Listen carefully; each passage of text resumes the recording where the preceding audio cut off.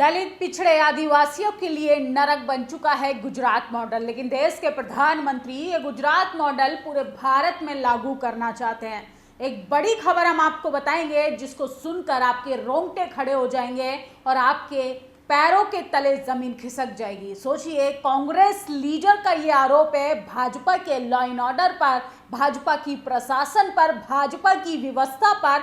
देश के प्रधानमंत्री डंके की चोट पर कहते हैं कि हम मजबूत सशक्त राष्ट्र बना रहे हैं, लेकिन दलितों, पिछड़ों, आदिवासियों के लिए नरक बन चुका है राम राज्य। गुजरात मॉडल में किस तरीके से मरने के लिए मजबूर किया जा रहा है और यहाँ तक कि अपनी जान बचाने के लिए भी अब लोगों को डर लगने लगा है।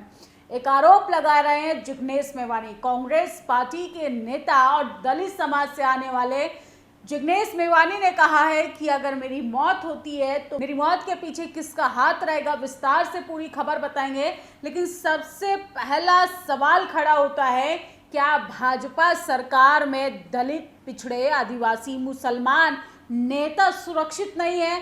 क्या आम जनता के साथ इससे भी बुरा बर्ताव हो रहा है? उत्तर प्रदेश हो, तमाम बीजेपी शासित राज्यों की बात करें, गुजरात मॉडल की बात करें, तमाम ऐसे राज्य जहां पर भाजपा डंके की चोट पर राज्य को मजबूत बनाना चाहती है, वहां पर एसटी, एससी, ओबीसी की दिन प्रतिदिन हालत बदतर होती जा रही है।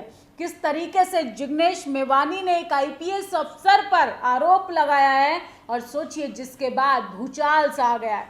किस तरीके से जिग्नेश मेवानी ने पूरे भाजपा के लॉ एंड ऑर्डर पर सवाल उठाया है। एक दलित नेता जो है वो आरोप लगा रहा है बीजेपी सरकार पर, बीजेपी की प्रशासन व्यवस्था पर। क्या जातिवाद भाजपा सरकार में अपनी चरम सीमा पर है? एक तरफ तो देश के प्रधानमंत्री विकसित भारत बनाना चाहते हैं। क्या यही है विकसित भारत मोदी जी, कि जिसमें दलितों को, पिछड़ों को, आदिवासियों को, मुसलमानों को, महिलाओं को दिन प्रतिदिन प्रताड़ित किया जा रहा है और आपके तमाम प्रशासन के लोग हाथ पर हाथ रखकर बैठे हैं।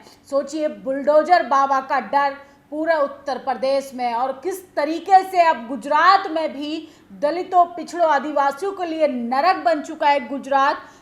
एक कांग्रेस नेता जिग्नेश मेवानी आरोप लगा रहे हैं कि अगर मेरे साथ कोई भी हादसा होता है उसका जिम्मेदार एक आईपीएस अफसर रहेगा। भाजपा सरकार को चेताया है। भाजपा सरकार पर यार गंभीर आरोप है कि भाजपा सरकार कहां सो रही है जब उसके शासित राज्यों में नेताओं की ये हालत है। दलित नेताओं को किस तरीके से जान से मारने की धमकियां दी जा रही हैं, ऐसे पे तमाम प्रशासन के लोग हाथ पे हाथ रखकर बैठे हैं। जिग्नेश मेवानी ने एक आईपीएस पर आरोप लगाते हुए कहा कि अगर मुझे कुछ होता है या मुझसे जुड़े मेरे साथियों को कुछ होता है तो आईपीएस जो है, जिनका नाम राजकुमार पांडियन है, उनको जिम्मेदार ठहराया है। इसके पीछे क्या वजह हो सकती है? सोचिए, जातिवाद अपनी चरम सीमा पर है। जाति का खौफ इस तरीके से है कि लोगों को दिन प्रतिदिन प्रताड़ित किया जा रहा है और कैसे पुलिस कस्टडी में लोगों की मौत हो जा रही है। उत्तर प्रदेश में अगर बात करें तो सोचिए, एक दलित युवक की पुलिस कस्टडी में मौत हो जाती है और कैसे प्रशासन जो है रातों रात लाश जलाने का दबाव पूरे परिवार पर बनाता है। यह है भाजपा का विकास, यह है भाजपा का लॉ एंड ऑर्डर, यह है मोदी जी का गुजरात मॉडल जिसको वो पूरे देश में लागू करना चाहती है। जिग्नेश मेवानी ने लिखा है, बाबा सिद्दीकी की तरह यदि मेरे परिवारजनों की या मेरी टीम के साथियों में से किसी की भी हत्या होती है तो उसके लिए केवल सिर्फ आईपीएस राजकुमार पांडियन जिम्मेदार होंगे। फर्जी एनकाउंटर के मामले में 7 साल जेल काट चुके इस अफसर के चरित्र को पूरा गुजरात जानता है। चाहे कुछ भी हो जाए, मैं गुजरात के और देश के दलित, पिछड़े, बहुजन आत्मसम्मान की लड़ाई कभी नहीं छोड़ूंगा। तो जिग्नेश मेवानी ने ये ट्वीट किया। क्या कांग्रेस पार्टी के रहते हुए भी दलित नेता सुरक्षित नहीं है? भाजपा सरकार में सोचिए, एक नेता गंभीर आरोप लगा रहा है एक आईपीएस अफसर पर कि किस तरीके से उनको जान का खतरा है। कैसे एक आईपीएस, एक सवर्ण जाति से आने वाला राजकुमार पांडियन जो है, उस पर आरोप लगाया जा रहा है कि वो एनकाउंटर में पहले ही बदनाम हो चुके हैं। पूरा गुजरात जानता है। इसके बावजूद भारतीय जनता पार्टी जो है बिल्कुल भी इस विषय को गंभीरता से नहीं ले रही है। टीवी अखबार की नज़रों में दलित, पिछड़े, आदिवासियों की ये खबरें कोई खबरें नहीं होती हैं। उन्हें तो फुर्सत नहीं है हिंदू मुसलमान करने की, उन्हें तो फुर्सत नहीं है धर्म के नाम पे कहाँ दंगे कराने हैं, कहाँ परसेप्शन क्रिएट करना है, कहाँ पर दोषी जो है, आरोपी जो है मुस्लिम है, दलित है, पिछड़ा है, इसको तमाम हाईलाइट करने से उनको फुर्सत ही नहीं है। गुजरात के दलित विधायक जिग्नेश मेवानी कह रहे हैं, मेरे परिवारजनों की, ये मेरी टीम के साथियों के साथ अगर कुछ होता है तो सवर्ण जाति से आने वाले आईपीएस राजकुमार पांडियन जिम्मेदार होंगे। देश के प्रधानमंत्री को इस विषय पर गंभीरता से जांच बिठानी चाहिए। जाति के आधार पर जातिवाद हो रहा है या सिर्फ उनकी गलती इतनी है कि जिग्नेश मेवानी दलित, पिछड़े, आदिवासियों के संवैधानिक अधिकारों की बात करते हैं, उनके संवैधानिक मूल्यों की बात करते हैं और तानाशाह गुजरात मॉडल के आगे अपने घुटने नहीं टेक रहे। सोचिए, भाजपा सरकार यही चाहती है, यही विकसित भारत बनाना चाहती है कि गुजरात मॉडल में दलित, पिछड़े, आदिवासी महिलाएं जो हैं वो खामोश रहें, अपने अधिकारों को लेके, अपने अत्याचारों के लिए आवाज़ न उठाएं। जिस तरीके से जिग्नेश मेवानी ने कहा कि मैं दलित, पिछड़े, आदिवासियों के आत्मसम्मान के लिए लगातार गुजरात सरकार के सामने लड़ता रहूँगा और मैं झुकूंगा नहीं, इससे अंदाज़ा लगाइए कि उनको कितना मानसिक रूप से प्रताड़ित किया जा रहा होगा। अपने ट्विटर एक्स पर उन्होंने इतना गंभीर आरोप एक आईपीएस पर लगाया है। देश के प्रधानमंत्री के साथ साथ गृह मंत्री पर भी ये सवाल खड़ा होता है कि आपकी सरकार में क्या दलित, पिछड़े, आदिवासी नेताओं को जान का खतरा है? क्या उनको डराया जाता है, धमकाया जाता है? किस तरीके से पूरा गुजरात सरकार जो है कटघरे में खड़ी हो गई है, लॉ एंड ऑर्डर की धज्जियां उड़ाई जा रही हैं। सोचिए, जिग्नेश मेवानी किस तरीके से उनको तमाम आरोपों में पहले भी फंसाया था, लेकिन गुजरात सरकार कुछ भी कर सकती है। गुजरात सरकार और केंद्र गृह मंत्रालय को इस ओर ध्यान देना चाहिए। जनप्रतिनिधि जिग्नेश मेवानी की जान को एक आईपीएस अधिकारी से खतरा है। गृह मंत्रालय से निवेदन है, जिग्नेश मेवानी को सुरक्षा मुहैया कराई जाए और इस आईपीएस अफसर की जांच हो। तो सोचिए, कैसे दलित, पिछड़े, आदिवासियों को जान से मारने की धमकी दी जाती है। कल देश की राजधानी जंतर मंतर पर चंद्रशेखर आज़ाद पर किस तरीके से उनकी हुटिंग हुई, उनके खिलाफ नारेबाजी हुई, और वो भी भाजपा के तमाम चाटुकार कार्यकर्ताओं के द्वारा। भाजपा सरकार कहाँ सो रही है, केंद्र सरकार कहाँ सो रही है? देश के गृह मंत्री जी इन तमाम खबरों को नहीं देखते हैं क्या?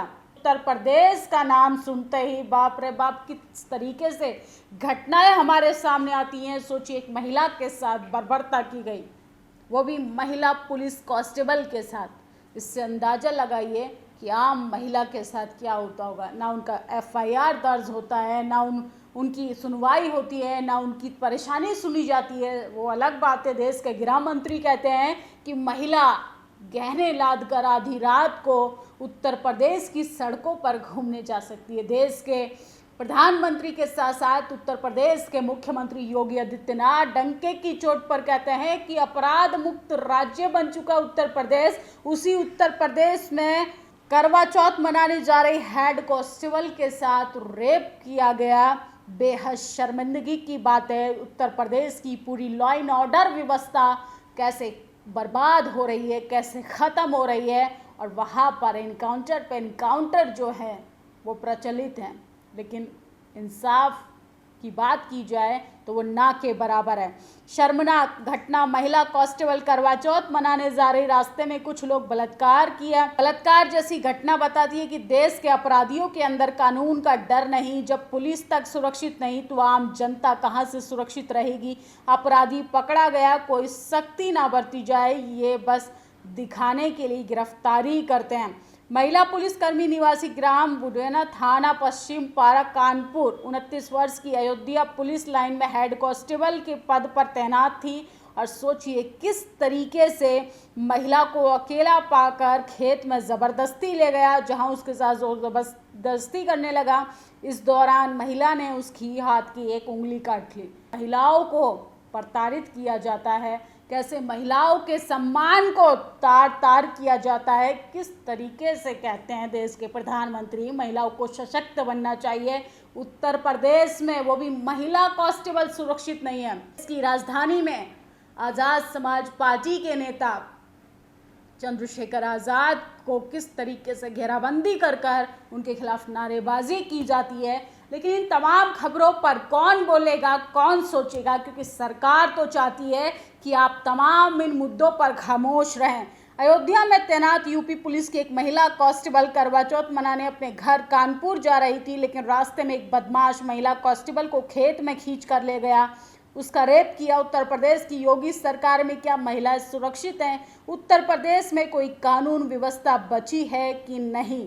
तो पूरी उत्तर प्रदेश में फजीहत हो रही है। और बाबाओं के कारनामों की बात करें तो बाबा तो बलात्कारियों के भी बाप निकले। सोचिए, धर्म की आड़ में किस तरीके से महिलाओं का चीरहरण किया जा रहा है, इस पर कोई बात बहस करने वाला नहीं। और जातिवादी मीडिया तो नतमस्तक हो ही चुकी है। महंत के मंदिर परिसर में किया छात्रा से रेप। मध्य प्रदेश के शिवपुरी में मंदिर में दरबार लगाता था।